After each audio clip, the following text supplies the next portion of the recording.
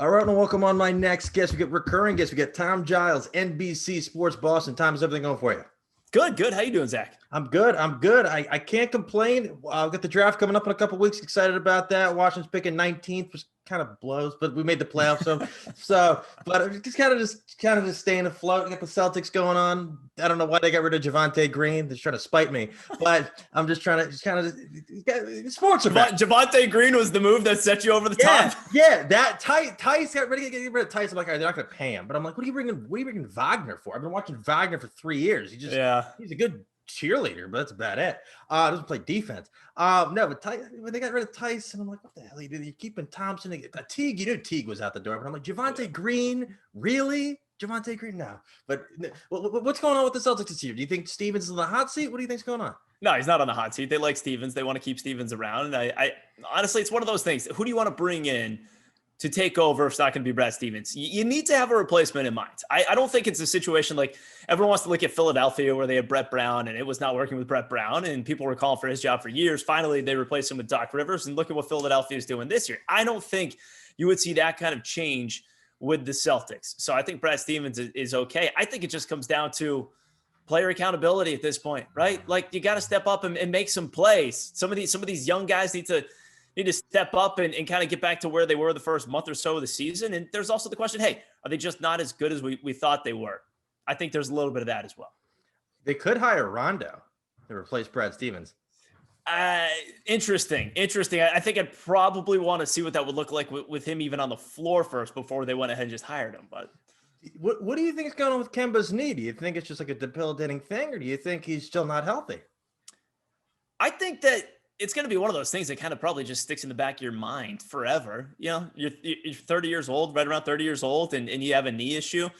Kind of hard to bounce back from that. So I don't really expect Kemba to ever be back to the way he was really when the Celtics signed him.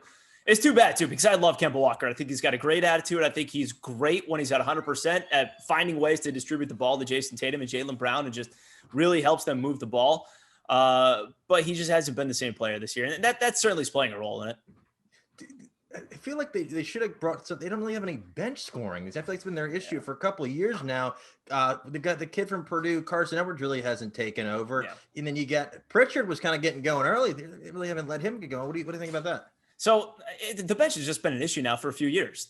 You just compare like the Celtics to other NBA teams and just compare their bench to other teams. And the other teams have pros. Celtics right now have guys that are trying to figure out their way to become pros, to figure out a way for them to even stick in those roles. Other people will also point that the Celtics haven't been healthy all year. Now, that's interesting. Someone's weighing in there to let you know that she agrees. It's not that they haven't necessarily been healthy all year. It's that they've dealt with more COVID missed games than any other team in the NBA, which you kind of have to at some point step back and say, all right, well, is everyone doing everything they're supposed to be doing? Yeah. I don't know. Yeah. No, it's unbelievable. Because I know they brought in Fournier. Yeah. Nothing. He's kind of been the guy you thought he was. He's not really that savior. He's okay. So I don't know. I don't really know if we know what he is yet because he right now is missing time due to COVID protocols. Everybody. Right.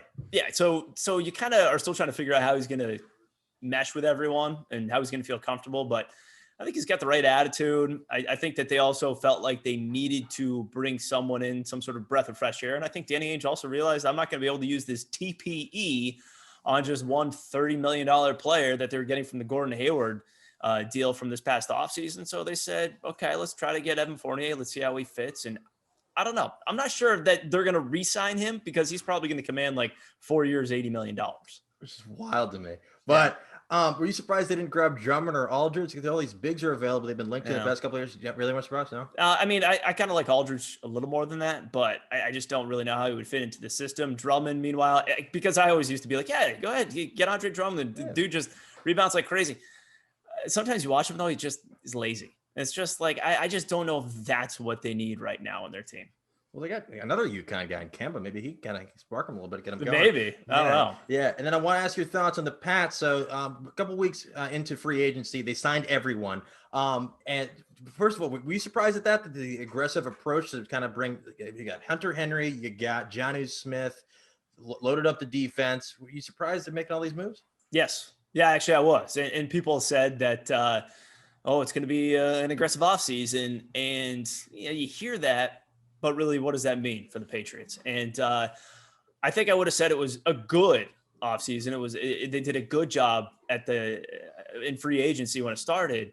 But then what kind of just set it apart when they went over the edge was when they signed Hunter Henry the next day. It's like you already got Jonnu Smith. And then they went ahead and got Hunter Henry the next day after spending 2 third-round picks on tight ends last year. So that certainly did surprise me. But here's the thing. I still look at it and say, that's great. You built this roster. You invested all this money. Who's your quarterback? Because if your quarterback's still Cam Newton, I'm just not sold that he's going to look that much different even with a better roster. And I know they added receivers. Kendrick Bourne is a 3 or a 4. They still don't have necessarily a number 1 receiver. And honestly, they don't necessarily have a solid number 2 receiver in this receiver course. So I just don't see how Cam Newton is all of a sudden going to be feeling better shoulder-wise, and he's going to be back to what we saw 4 or 5 years ago. You're getting all this slander on Kendrick Bourne now, and then when he balls out, I love Kendrick Bourne, dude. Kendrick Bourne, Eastern Washington. I remember I did a story on him like 8 years ago, back when he was at Eastern, because he was there right after Cooper Kupp. Yeah. I love the guy, but I'm just saying, when we think of everything the Patriots did in free agency, they maybe could still do a little bit more at wide receiver. Get ready for the NBC Sports Boston Bourne Legacy, Bourne Ultimatum, Bourne Supremacy graphics after he has 150 yards in a game. It's going to happen. I believe that was the title of the story. Actually, you can find it on YouTube if you look it up, Kendrick Bourne, and look up my name. Yeah, you can find it there. Yeah. And then they give Aguilar all that money, and you're like, I guess we're cleaning up. And then that was interesting. We'll see how he does. He was great on the Raiders. And then obviously Julian Edelman. Yeah. Kind of a surprise, not really a surprise, retired yesterday. Did you see this coming?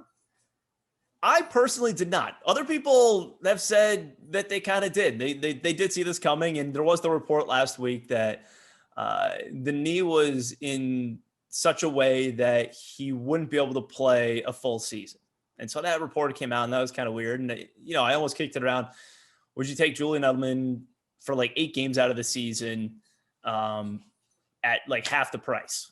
And I would, but the problem is you're not necessarily getting 8 100% games. You're probably getting 8 games where he just wasn't going to be close to 100%. I mean, for him to retire based on the guy he is, the athlete that he is, and the way he's competed here in New England, he must really, he just can't do it anymore. That's the only thing. So for him to walk away like that, it's extremely difficult. So I still was a little bit surprised, even though when he talked about them for next year and in their offseason plans and everything else, he didn't get brought up that much. No. What do you think he's going to do? Like broadcast or go to Tampa and play with Brady? Again, I don't think he's playing with, I don't think this is one of those, he's going to go play with Brady because physically, I don't think he has anything left, because if he did, then he wouldn't be retiring like this.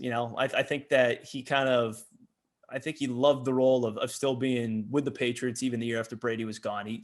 You go back to that week 3 game against Seattle when he just had a monstrous game with Cam Newton. Against that, of course, it was the Seahawks secondary wasn't good last year, but you just look at it like he kind of like embraced that role. Like he was still here and he still kind of represented that Patriot way. What he does from here, I don't know. I mean, he's certainly tried his hand at some media stuff, so we'll see. But he's got plenty of time to figure that out. He's recently retired. Yeah. No. And then I don't think anybody's gonna be surprised when the Patriots straight into the top 10 and get one of these quarterbacks that falls, right? I would be surprised. Really? Yes. Zach, what do you think is more likely? They trade into the top 10 or they trade out of the first round altogether? This year, based on the way they've been as aggressive as they've been, I think Belichick put in that call to what's his name, Orlovsky, to slander Fields so he falls far enough that they can go up and grab him. I would love that. Look, I love Justin Fields. In fact, I don't get this Mac Jones number 3 thing. That just doesn't make any sense to me. I've been sold on Jimmy Garoppolo, and I love the idea of them trying to get Jimmy Garoppolo, but I guess that's got to remain quiet for now. I don't think that's dead yet, by the way. Just because it didn't happen right away.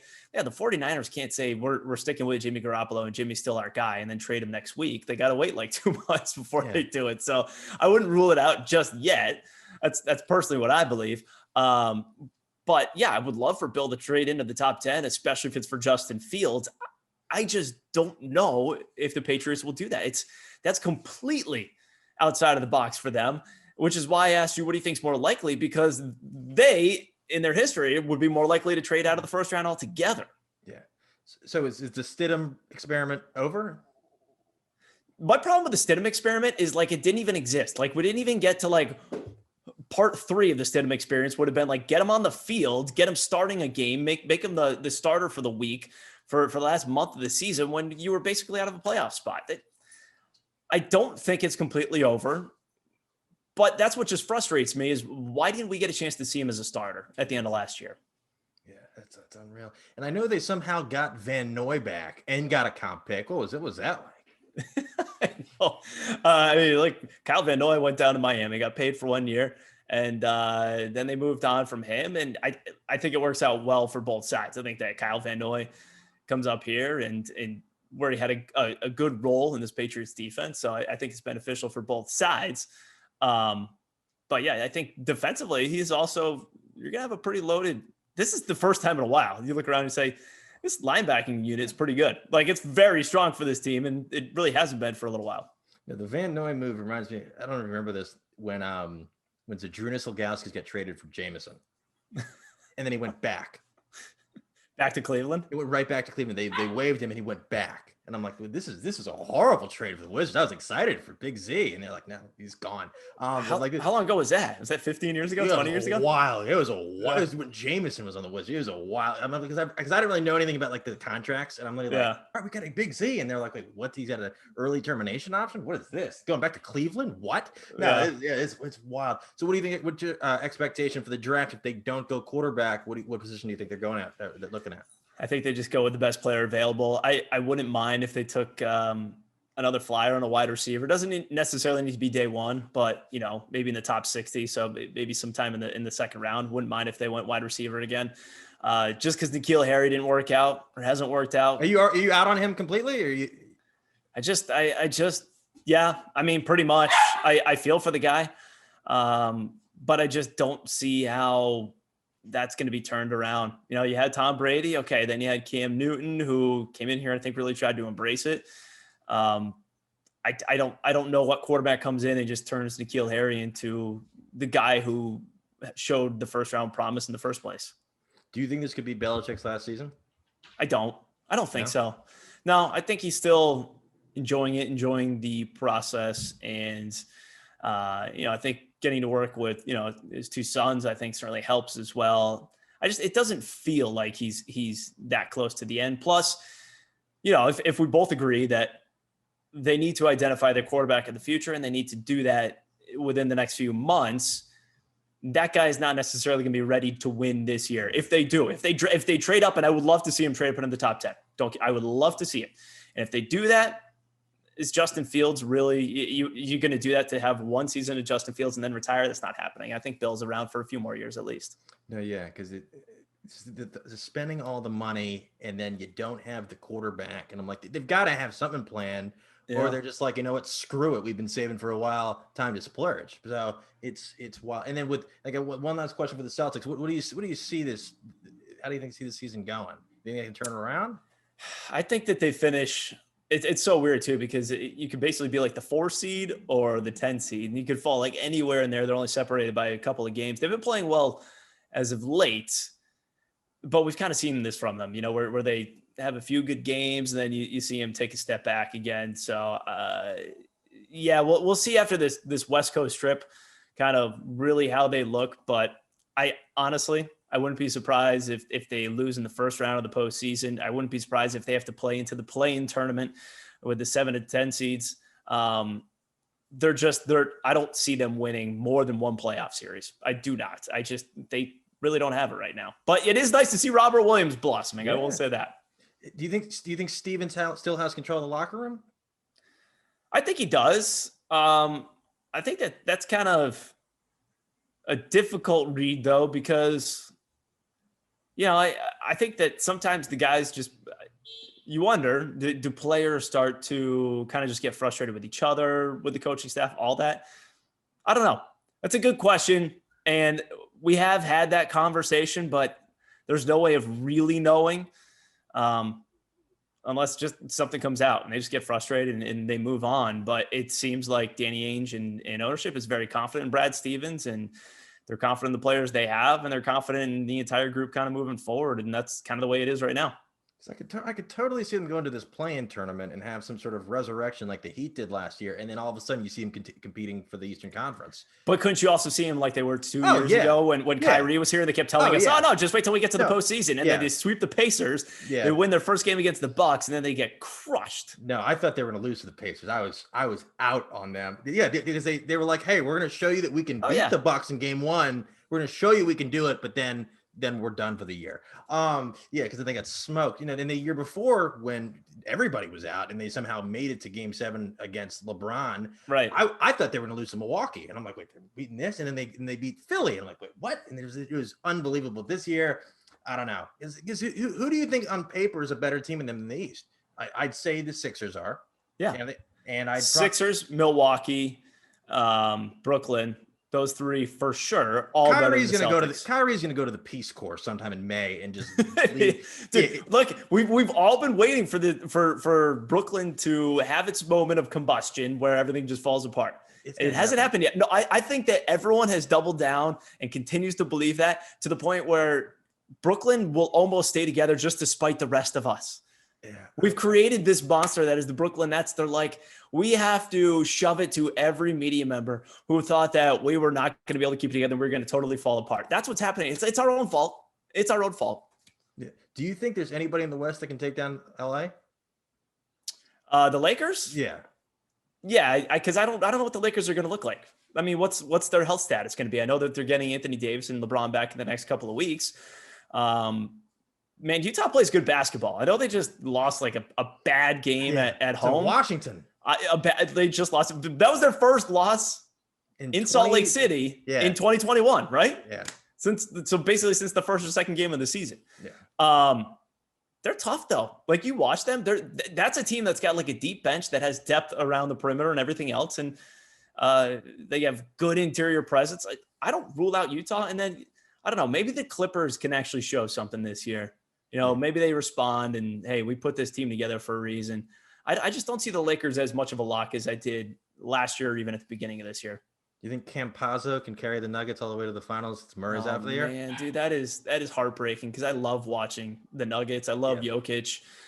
They went out there and they made aggressive moves. They got Aaron Gordon. Yeah. It's just that sucks.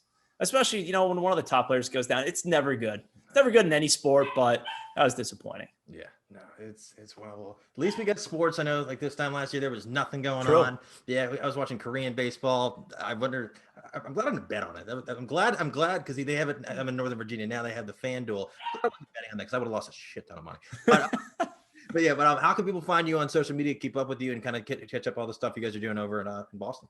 Yeah, at Tom Giles MBCS. That's what I'm doing for Twitter and Instagram as well. And right now we're kind of enjoying a pretty good start here by the Red Sox after a horrible opening weekend. But also, we're getting into the gambling realm as well. So I've been dipped my toe in that, and so you might find some gambling tweets in there.